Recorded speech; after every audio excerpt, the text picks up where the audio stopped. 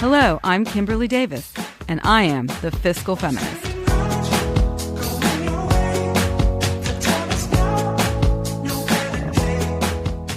Hi, everyone. I'm Kimberly Davis, and I'm the Fiscal Feminist. I'm also a partner and managing director in the Bahnsen Group, which is a wealth management group in Newport Beach, California, with offices also in New York City. So today is going to be an awesome podcast that I'm super excited about. And I'm very excited because I have two guests with me today, Talya Nevo-Hacohen and Jaime Saul Hong. Talya and Jaime. Jaime and I are going to be doing a mini-series on a variety of real estate issues over the upcoming months. And they're going to cover a plethora of real estate issues. So stay tuned for that. We're super excited about it. And I want to thank Jaime for coming up with this idea because we had once done a radio show together. We're also great friends. And I think all of these topics are something that we are all interested in. They fit into our personal finance equation, and knowing the facts is super important. Jaime is Vice President, Sales at Fidelity National Title, National Commercial Services. So our first guest is Talya. So we are super excited to have her today because she has had an extremely distinguished career.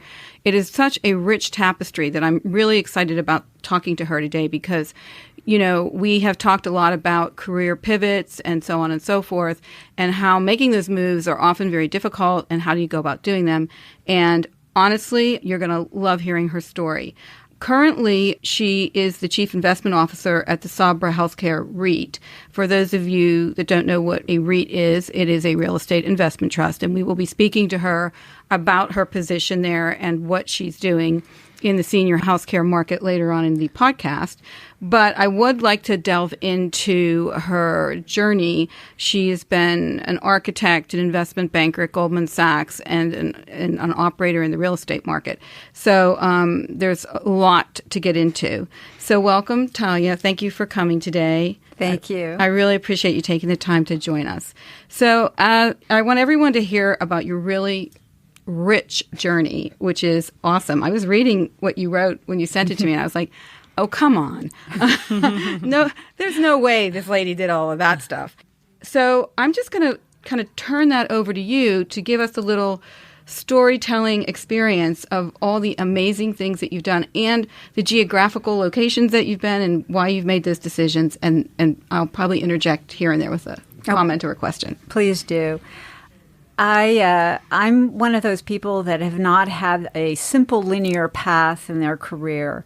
As Kimberly alluded to, I have some definite twists and turns. And I have lots of friends I went to college with who, on the first day of freshman year when I met them, knew exactly what they wanted to be. And sure enough, 40 years later, they're exactly doing that at the peak of their career, and they're extremely successful at it. And it's wonderful. And I sort of scratch my head when I think about my career and the things I've done and kind of the places I've been, the things I've done that were all impossible to anticipate. And if you had told me 40 years ago that this is where I would be, none of it would have been remotely believable to me.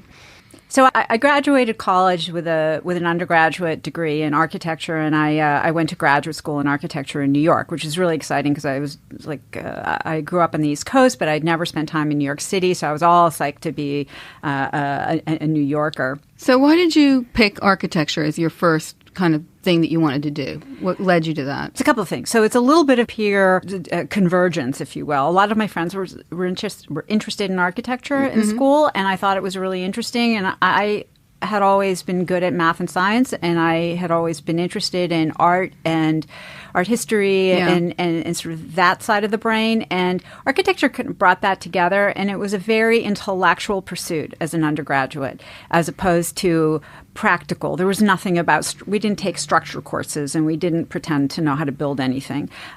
We drew pictures and we had a very kind of intellectual dialectic around what we were designing. So it was really fun, and it was really stimulating, and it was really interesting, and introduced me to all kinds of ways of thinking about the built environment. And when I went to architecture school, it was sort of more of the same. And I stayed in New York, and I practiced architecture, and I reached a turning point about 7 years into my career, which was also about the same time that a major real estate recession started. A couple things were going on for me. I had actually gotten ill with something that I needed to take time off from work, and then I was kind of bored at work, and I felt kind of done. Here I was at around the age of 30, feeling like this is it. I'm going to do this for the next 30 years or 40 years. This is not so great. And I talked with people I knew. I was doing a lot of work for major commercial landlords in New York at the time, and I knew some of the business people, and I started talking to them, and they said, you should go to business school. So I ended up going to business school, and I went to business school right as all the major layoffs in architecture started to happen. So it was sort of really fortuitous timing for me, and even more fortuitous was that I got to go to Columbia, which was local for me because I was living in New York, and I could start in January and finish the program, the regular MBA program, in 16 months. So it was like sped through. Awesome. And I had the good fortune of being recruited by Goldman Sachs there.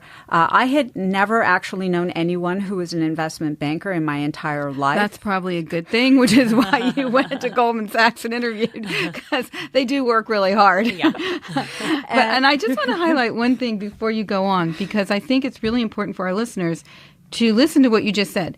You were bored with being an architect. You were working in the kind of landlord commercial space.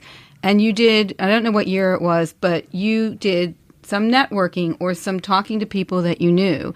And you put yourself out there and asked questions. So if anyone's contemplating doing a bit of a pivot, go within the world of your professional contacts and speak to them. Because sometimes you might get an idea that you didn't have yourself. And I think your story really demonstrates that. So, it's interesting. I had seen some other architects who were quite senior make that pivot when the markets were still really strong. By the time I was interested in making that pivot, the market was shaky, and so I couldn't just make the pivot. And that's what I started to learn as I spoke with a lot of people in the industry. And the idea of getting kind of my ticket stamped, if you will, at business school was credentials, and also, as it turns out, a really positive way to ride out the next period of recession. So I was interviewed by the Wall Street Journal around that time. Among a group of students were interviewed, and why they had gone back to school. And to me, it was like, look, I'm entering business school, and 16 months later, I emerge, and I'm worth like 3 times as much, okay, in terms of salary. That's like a really good trade. Yes, absolutely. Good investment. Very good. And business school came easy to me. The financial burden of business school came hard, but I sort of knew I just had to dig down and do it. The other piece, and this is the real soul-searching piece for people who are looking at pivoting, if they're really making a substantial career change like I did, you will find that there is going to be a struggle with your ego. I was pretty senior as an architect. I was a licensed professional. I was, the senior person in a firm. When I joined Goldman, I was, at the bottom. You were an associate, and you were, And I had no idea what everyone was talking about. I remember sitting in that first Monday morning team meeting and listening to people, and I could understand they were speaking English. And I actually had no idea what the string of words they put together meant. And I thought, how is this going to happen? They're a tough crowd for sure. And back in the day, because I was a lawyer in New York, and we always represented the underwriters, so I worked a lot with people in that environment, and definitely a completely different world, and very energetic, and a lot of acronyms. You have to just swallow your pride somewhat and just accept the fact that you're starting all over. And you might be a little older, or you might be a little different from others but you bring anything that you've experienced in your life, you bring with you. And that's what kind of got me through. So even though I didn't know how to do, run an IPO my first day, I knew a lot about how to communicate with customers and clients because I had spent 10 years doing that as an architect. I was in the real estate group. I could look at a plan and know what was going on, right? And I still can do that. So you bring something with you that others don't necessarily have, but you still have to learn a lot. And it's humbling. And at times it's really frustrating. But you just have to give yourself the latitude to just ground yourself and say, I gotta do a couple things. One is I give myself slack. And two, I have to ask questions.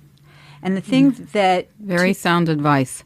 Give yourself slack while you're figuring out the lay of the land. Yeah. And the thing that was interesting about questions was sort of another thing I've learned is people are reluctant to ask questions. This is universal. Yeah. Because nobody wants to ask the dumb question and everyone find out they don't understand. What I realized at some point is that if I don't understand something, there are other people that don't understand 100%. It too. I'd rather ask the question, and I just say, I don't care if people think I'm stupid to ask a question. Chances are they're actually not. It's just I think that they're going to think that. So when I was at Goldman and I was trying to learn as much as I could, and I finally at one point found someone who was actually very senior, and I started asking him questions.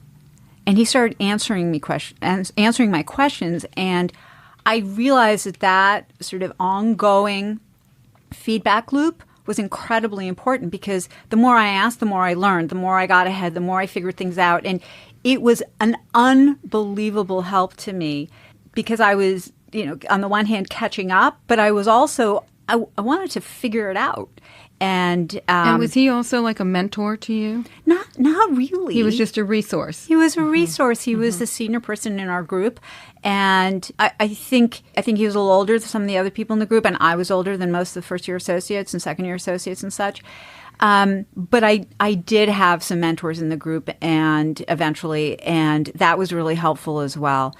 So I tell my junior staff members when they come on board on my company now, I always tell them, never hesitate to ask a question. If you need to write down a list of questions and come back and, ask someone quietly, whatever you want to do, whatever you're comfortable with, ask questions. We'll get off a conference call and most people do this. And I'll have someone say, I have some questions, and I'll actually ask my teammates also to answer questions, because for me, I look around and I say, how well does so-and-so understand something so that they can explain it?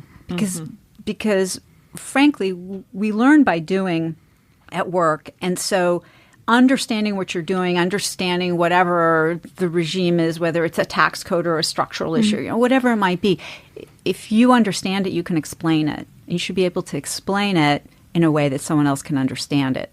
That is so important. And I just want to also flag here, because I've written before, based on some Harvard Business School studies, that women, and very successful women, they have a high preponderance of never speaking up in meetings or asking questions, even women who are in the upper echelons at various corporations, law firms. And so asking a question and being inquisitive doesn't mean you're stupid. It doesn't mean, I think women try to be perfect a lot of the time, and they don't want anyone to think that they don't know the answer. And I think your recitation of your question asking and how that really reaped fruit for you, benefits for you was really powerful. So anyone listening to this will see how incredibly successful Talya has been throughout her career, but it's been being brave, conquering fear of change, and being able to put herself out there and ask questions. So I'm really happy that you brought that up, because I think a lot of women and many women listen to this, they're just reticent to ask the question. And you just totally dispelled that. Yeah, don't be afraid to ask questions. Don't be afraid to ask for help. And I do this all the time. I'll read an article, and I will flip the piece to our CEO or somebody else I know who's very knowledgeable on a subject, and I'll say, I don't understand this. I just don't get it. Can you explain this to me? Right. And I learn a lot. You just can't be afraid. You have to use the resources at hand. You have to keep learning in order to keep moving forward. It only, again, adds to the experience you have, which makes you smarter as you move forward and as you problem solve and address other issues, whatever they may be in your life and professional world or personal world. Yeah. So we're at Goldman Sachs, and you're in the heat of it. There's I don't know what year it is, but there's a lot of investment bankers, and there's a lot of activity, and there's a lot of pressure, and there's a lot of money to be made. So what happens? I had a great time at Goldman. Look, for me, it was almost like I describe it as being in the cocoon. It's like going back to college where everybody around you is smart and driven and motivated, and they all had really bad haircuts, and they all kind of dressed the same, but they were really smart people, and it was boot camp. It was all those things, and I learned a tremendous amount. And I spent about almost 10 years at Goldman. I loved it. Which is a record amount of time, I got to say, that you stayed at Goldman, because a lot of people flame out, and you hung in there. And I did, and I also had opportunity to do some other things at Goldman, which actually in the last, about 7 years in investment banking, and then 3 years I did some stuff at the behest of the CFO and the CAO at Goldman, and those are really interesting, too. I mean, I can't say that they were satisfying roles in terms of being exciting and all this other stuff, and they were certainly not glamorous. But I got to see the inside of the firm, and that was just eye-opening for me. And it was fascinating to see.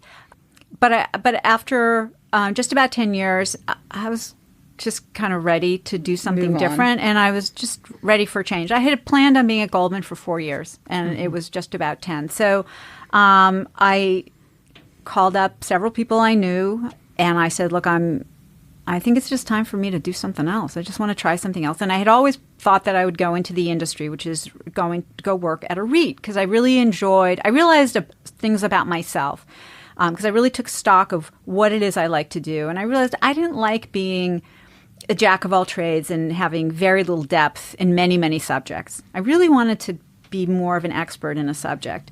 And so I thought it would be fun to be at a REIT where I can focus. And I very quickly landed a role in a healthcare REIT here in Southern California. So ironically, I had never covered any company doing any form of healthcare at all, real estate or otherwise, in 10 years of being a banker. So I knew nothing about the healthcare space. 2, I had been to Southern California many times, but I also did, at that point, yes, I did have a driver's license. That's right. You were living in New York for a long time. I lived in New York for over 20 years. Right. No need for a driver's license. I had a license. The fact that I driven probably 15 miles in my life was another conversation. So it was. So I kind of thought, well, and I knew one person in Southern California, and I thought, this is like time. Maybe it's just a good time to put my life in the Cuisinart and see what happens. And oh, by the way, Talya sent me this email, explaining who she was and everything, and then I thought, I'm so stealing that line. Throw my life in the Cuisinart. I love that. I've never heard that. So y'all are free to steal that line because it's awesome. You should trademark it or something. And I did. I broke up with a boyfriend. I did all that stuff. And I moved out to Southern California and started working at a healthcare REIT. And I remember after the first Monday morning team meeting coming out and pulling someone aside and asking what a SNF was, which turned out to be an acronym, SNF, which stood for Skilled Nursing Facility. And here I am at a healthcare REIT. I don't even know what the heck this is, right? So you figure it out. But asking questions really matters, right? Yeah. So I had a lot of fun at that company. I stayed there for a few years, and then I decided sort of some of the things were changing at the organization, and I decided, it was a good time to exit while I'm still happy, and I took some time off, quite frankly. I ended up getting recruited by all kinds of companies. This is sort of 2006, 2007 timeframe, and we all know what happens in the world shortly thereafter. Mm-hmm. And I'm being recruited by banks and, whatever. And I almost take a job in New York, and I'm wondering, should I go back to New York? Should I stay? And as I'm going through these machinations and really struggling to figure out what I want to do, I sat myself down and had a big talk with myself. And I thought, what is it I want? Because I was flying all these different places, for all these roles and meeting with boards. And it sounds really glamorous. There's nothing glamorous about it. But, it's so true. At some point in your life, and maybe it just takes a little bit of maturity, you have to look inside and say, what gets me up every day? What am I going to feel happy with? Because this is kind of a long-term commitment. And since I had made the move from New York to Southern California, which my mother termed as my moving as far away as I possibly could without crossing an ocean. Typical mother comment. I really struggled to figure out what it is I wanted, and I finally realized, like, the only thing I really wanted in my life was a dog. We love dogs. In this podcast, we are dog people. And I said, okay, well, that's what I want.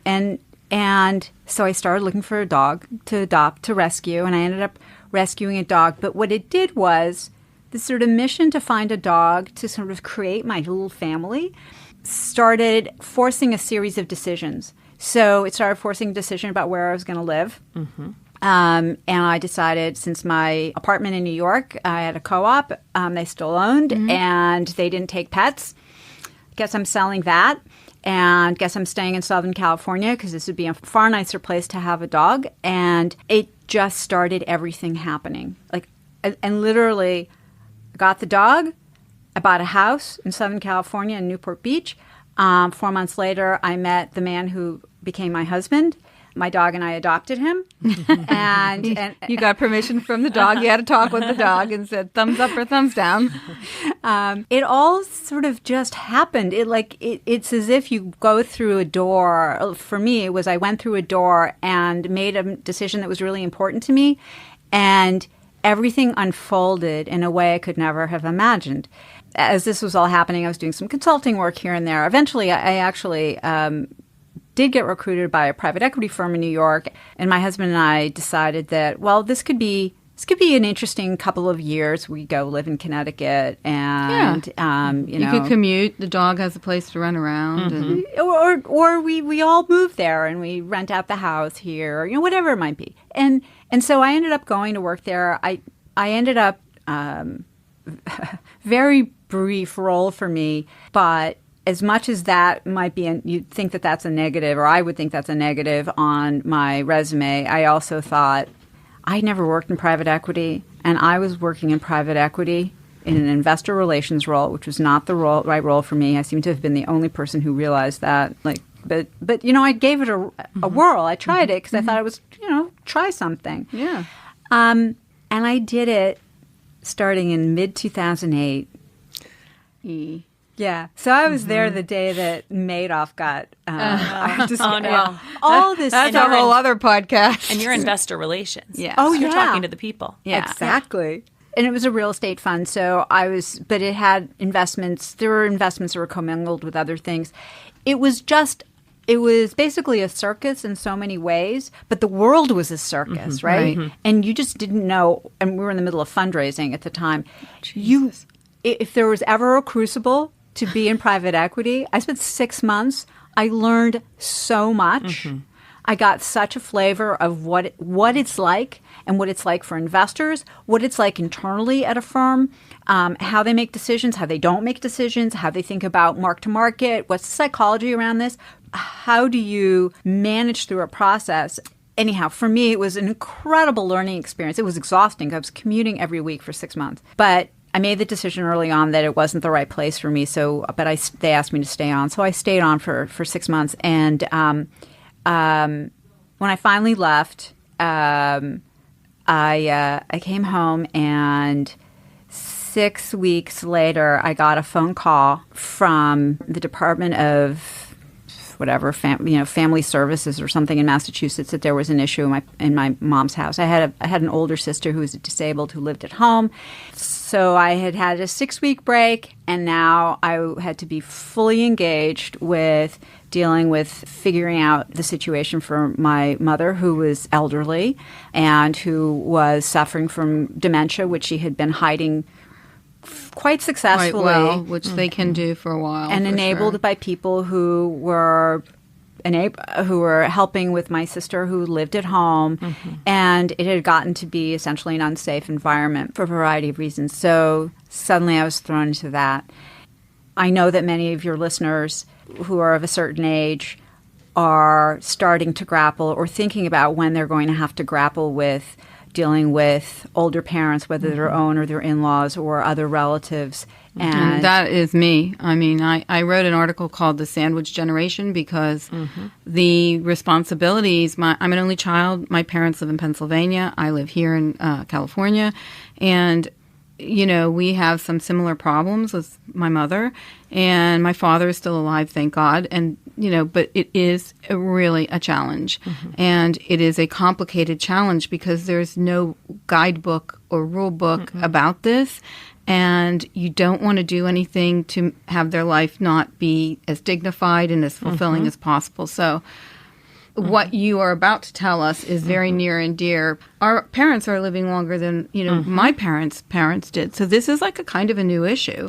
And care typically falls on the daughter. Yes. And so when you look at care, you're absolutely right. Like 75% of care, not only for children, but for the elderly parents, is on the woman in, you know, the daughter or the woman in the relationship, in a marriage or a partnership. So it's a big deal. I mean, I have on my calendar today, this sounds crazy, but like after this, I have a phone call with a prospective client. And after that, I have, don't forget to call about ordering dinner for my parents who live in Pennsylvania so that they remember to get the dinner, you know, and this is like I have to have these recurring tasks on my calendar, which is no big deal. But I mean, it's just something you have to get your head around. It's a job.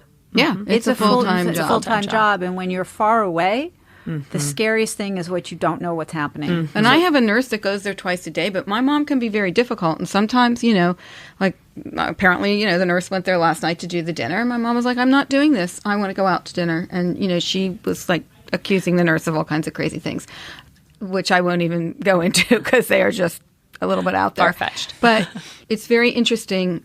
So we want to hear more because now you're caring for your mother. And this actually kind of takes you into a whole other thing. So I have this distinct advantage of having professional experience in the realm of senior housing and looking at senior properties, et cetera. But I have never been a consumer, which is very different. Yep. And as a consumer, I had the good fortune of having people I could call and say, who are the best operators in Boston? Where should I look for my mom? This is once I got her to agree. And I had spent years trying to get her to downsize. That didn't happen. Right. Until the day she called me and said, I can't live alone anymore. You need to come here. And that was on I think a Monday. And on Friday, I moved her into assisted living. Wow. But I did it long distance because it just needed to happen. And it needed to happen very quickly. The good news is that the senior housing industry is a very consumer-friendly industry because, frankly, they're oriented to the consumer. And they're oriented to the adult child who's helping to care for the senior and they recognize the things that we as adult children are most concerned about are really the safety of our parents and the safety when we're not there, when they're alone. Because when we're there, we know we can see how much they're eating. Give we can them make their sure medication, make sure drinking they're water. Not, you know, they're drinking Staying water. hydrated. Right. We're afraid from when we're not there. We're afraid from when they fall. My mother, very cleverly, when she fell and broke her hip, she was still in reasonably good shape mentally. She waited until the neighbor next door, who was a oncologist, came home, and then she called him. Well, there's some logic there. I like it, you know. It's like, okay, well, what was good thing you had that lifeline on you is that you could press and call for help, right? Like, right, exactly. But let me ask you a question because you were talking about what the industry is like now and consumer-oriented, obviously. But could you talk a little bit about the way it used to be and how people so like my mom always said to me, you know, I don't want to go to a home. I'm not going to a home. And she's imagining, you know, a very really not good situation for herself, that it's going to be, you know, very unpleasant, not very aesthetically beautiful, you know, Nertz Cratchit kind of walking around. So I think maybe if you could give us a little color on how that's evolved. Absolutely. And evolution of this segment has been enormous, and it's continuing to be enormous. And I think one of the things that we as consumers of this product and your listeners as consumers will find is that senior housing communities are now an essential component during the COVID pandemic. And they're a central component of healthcare continuum. And it has been far safer for seniors to be living in senior housing communities than to be living at home, in their own home. Right. Because during all that time where we were wondering if we were going to be able to get toilet paper and whether there was going to be any food on the shelves and how we were going to get our medication, so have vulnerable seniors. And to not have any of that stress is an incredible relief, because it is very stressful when you are feeling vulnerable to have additional stress. And that exacerbates all aspects of conditions of health that are not positive for and people. mental conditions as well. Because if you already are in a dementia and you feel tension and aggravation, that will exacerbate it for sure. Absolutely. The industry has evolved a lot. And the first thing to say is that the nursing home that my grandparents went to is not something even remotely like a senior housing community. Senior housing communities are structured essentially as pretty much like an apartment building, except that there's a common dining room. Depending on the size of the community, there could be multiple dining venues. There could be a bistro and a formal dining room. There's usually a private dining room for family functions, and so there are different eateries. So it depends. It depends on where you go visit and how the scale of the building and the price point. There are typically activities anywhere between maybe 3 times a day to could be 8 times a day, and there might be a movie at night, and there might be after dinner, and there's usually oftentimes we're going to find there's a bar. Usually the bar. I mean, I'm ready to go move in. Yeah, usually. So when I travel to properties in various parts of the country, I always think it's humorous to see that there's Bible study at like 4, and then at 5 the bar opens. Yeah. But I think it's wonderful. Actually, I really do, because it used to be that there would be popcorn and there's ice cream, and why, if at 60, if I want a drink before dinner or a drink with dinner, am I going to suddenly stop that when I'm 80 and going to want to eat ice cream? Right. No, I'm going to want what I want. Pinot Noir. I want to be, right? I want the choices that I can make for myself, so that I can continue to live the way I want to live for me, right?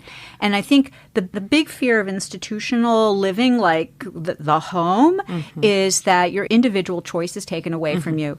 And the nice thing about senior housing is that you have individual choice along everything. I mean, if you want to move into your apartment and never come out, well, the housekeeper is going to come by and try to clean for you. And you can say no, I suppose. And if you want, you can have them bring your meals up to your room, so you don't have to go sit with anybody. And you can sit in your room and watch television and read a book if you want. So you have complete choice over that. If you want to interact with people, oh, by the way, there's usually a gym and things like that as well. Which I think is so important, because one of the things I worry about my parents, because they still live in the same house they've lived in for 60 years, is that yeah, they know their neighbors, and but everyone's a little bit elderly, or there are new people that move in, and they've got young kids, so they've got other things to do. But the isolation factor, when you're in one of these places now where they have multiple restaurants and activities, I just think you might be happier interfacing with people. But yeah, my husband's parents went kicking and screaming into Leisure World, which in Seal Beach. They were in Bakersfield, living in this house that was way too big for them. They didn't have a community. We helped them buy a house in Leisure World. And that's a community over 55. Over 55 in Seal Beach. You have your home.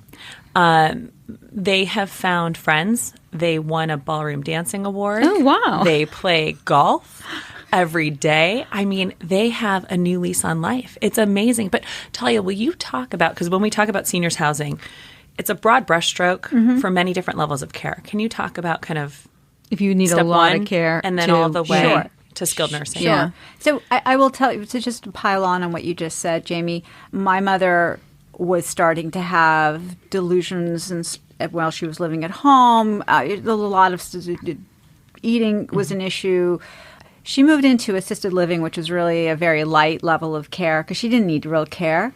But she suddenly had an organized day, because breakfast was served at a certain time, and then she could go to the fitness center. And my mother started working out. My mother, awesome. who didn't believe that women should sweat, was working out with a trainer, and she did this through end of life. So good. Including when she had really progressed in terms of memory issues. She was eating well. They were noticing whether she was eating. So I would get a call if there were some eating or issues, or she wasn't coming down to the dining room. If there's something was amiss, I would get a call up, if they thought she might be sick. But she blossomed. My mother was not a particularly social person, and she was definitely isolated, living alone. But suddenly she was it's basically a cruise ship, okay? And you can leave and go visit and do stuff, and there's always that opportunity. But she made friends, and she would have people to go to the movies with, go hang out with. I would call her in the evening, and she wouldn't be there. And I think, this is really good. She's like down the hall with her friend Beverly. That's fantastic. And she blossomed, and it was amazing to watch. So I want to come back to what you asked, Jaime. So there is a continuum within senior housing. The lowest level of care is what you described, Jaime, which is active adult, which is marketed as 55 plus. Realistically, that's usually really 75 plus, not 55 plus. But it is. And so it's people who typically are still driving. They don't have care issues. Sometimes it's one member of the couple might have some light care issues, but generally active. Okay. So it creates a community, and there are various opportunities that are either rental or buy-in like that.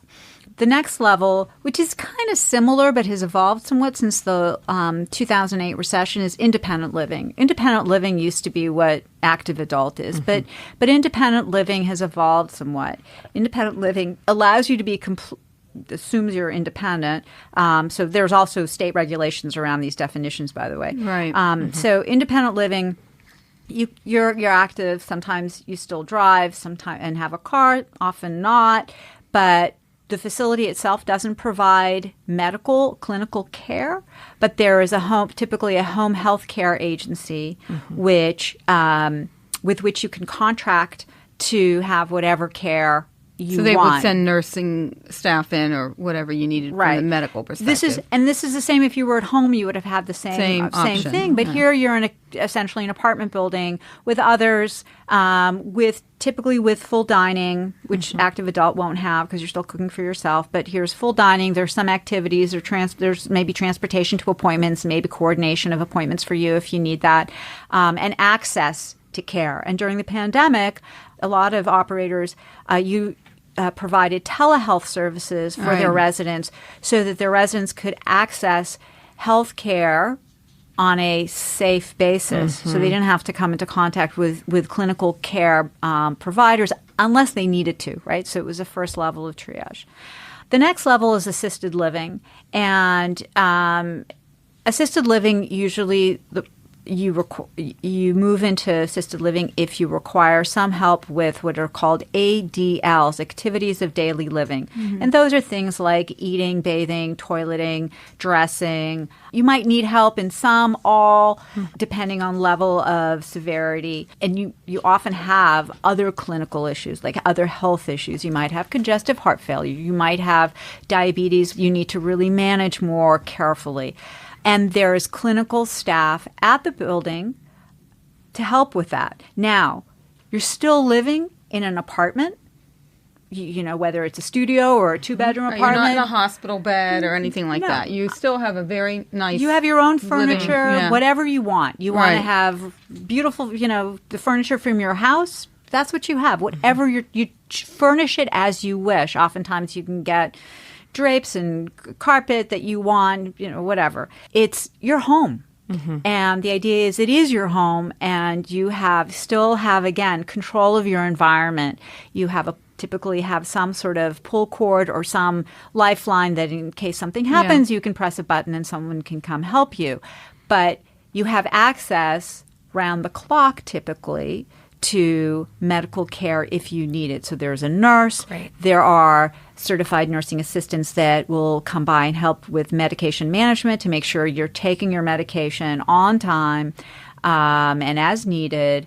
So there's more support in the lifestyle from a clinical side, and there's activities, and there's the gym, and there's the movie theater, and there's all those other things that are amenities, but you have a safety net. And there are also typically regulations about how fast you can drive your electric wheelchair or scooter around. There's always somebody who's racing around. Let me tell you, it's always somebody.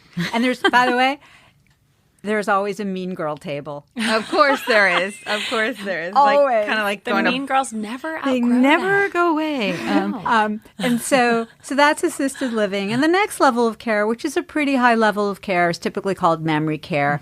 It's for people who really are usually fairly advanced in some form of dementia or Alzheimer's. Alzheimer's as well. Okay. Yes, and they haven't yet started to truly differentiate that as much as I think we will over the next 10 years. That's a question I'm always curious about. What is the difference between really advanced dementia and Alzheimer's? And the diseases progress differently, and it depends on what the cause is.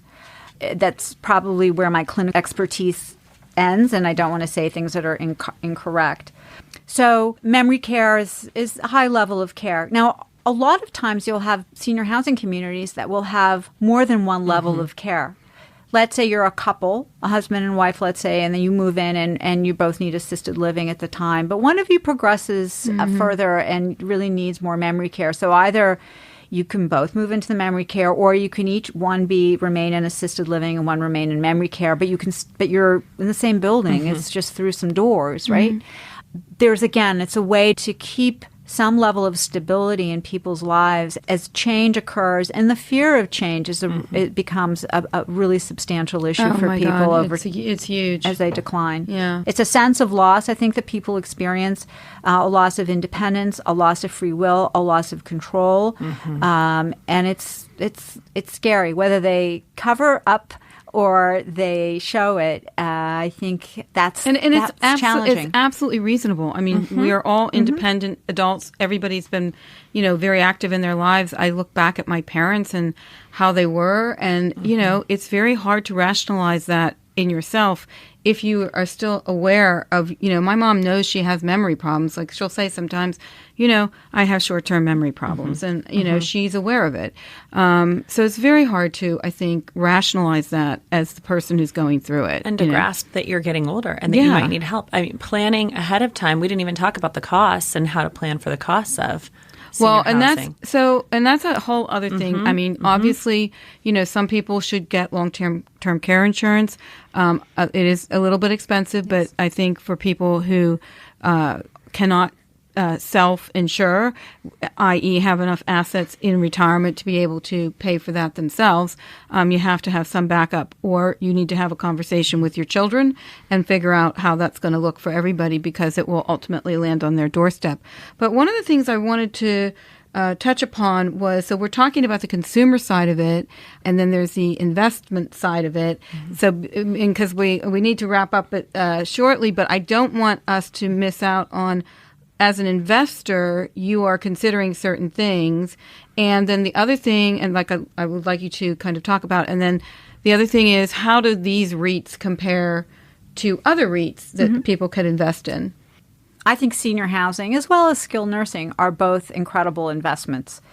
For one, there's always been a higher return on these investments because they've always been considered an alternative investment. In other words, they're not the what we call the four basic food groups of real estate, which is office, apartment, retail, and industrial. And by the way, anyone who's invested in retail is probably and still there is regretting it right now. Regretting that.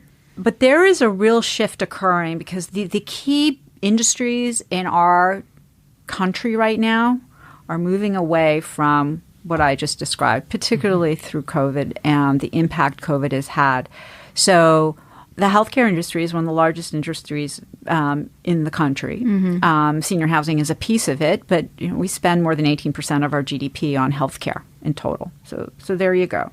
Infrastructure, internet, data centers, those are the key things that are booming right now because they are increasingly a part of this economy, and malls are increasingly less a part of our economy because we're getting everything through Amazon and online shopping. So there's a transformation occurring. So as an investor, when I think about senior housing and skilled nursing specifically, I think about a few things. One is investors have typically been leery of the sectors because you have to understand the underlying businesses because these are – my company invests in real estate, but these are complex businesses that are taking place in this real estate. So you have to have insight into the business. So anything that requires explanation usually means that you get paid a little bit more for the investment. Okay, so that's one. Two, there is a fundamental demographic tailwind that's occurring for those businesses because, by the way, I know I've been aging. And where I'm at the end of the boomers, and the boomers are leading into their 80s very soon, and people move into senior housing and use skilled nursing facilities, typically around average ages are starting around 80, 82, 85. And that's exactly where we're headed. If you think of someone born in 1940, right? I got the right century. 2020, they turn 80. And I was born in 1958, and I'm still considered a baby boomer. So that's a 20-year span of people going right on into those places, right? And that sort of proportion of seniors that are going to be happening starting, call it 2025, is a good 20-year span. And then there's going to be the sort of echo boomers after that eventually.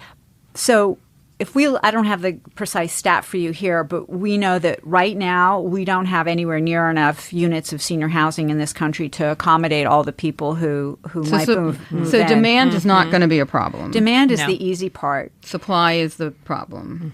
Supply is not really a problem right now. It's not a problem right now, but over time it will be.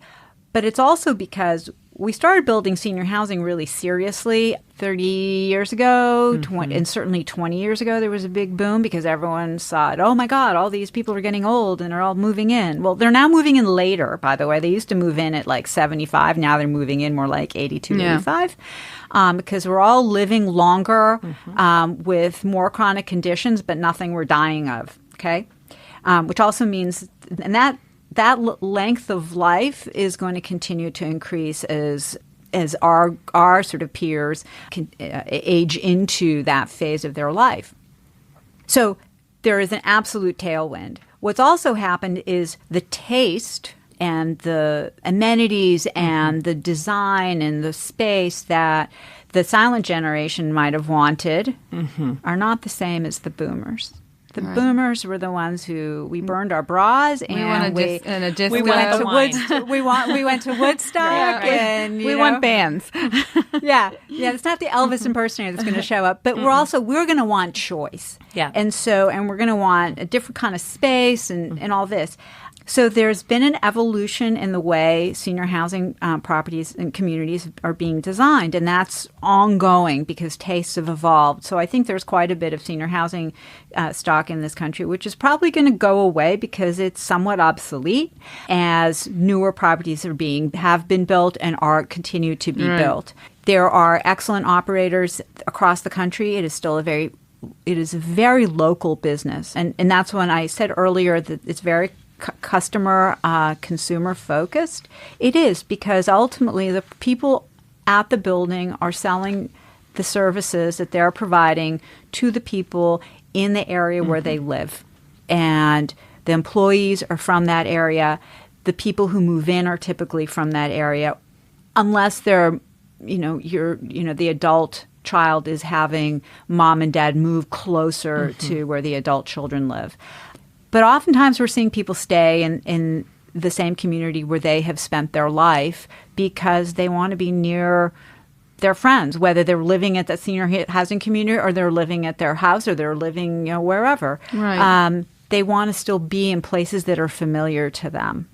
And I think I said this before, change is really hard. It does not get easier.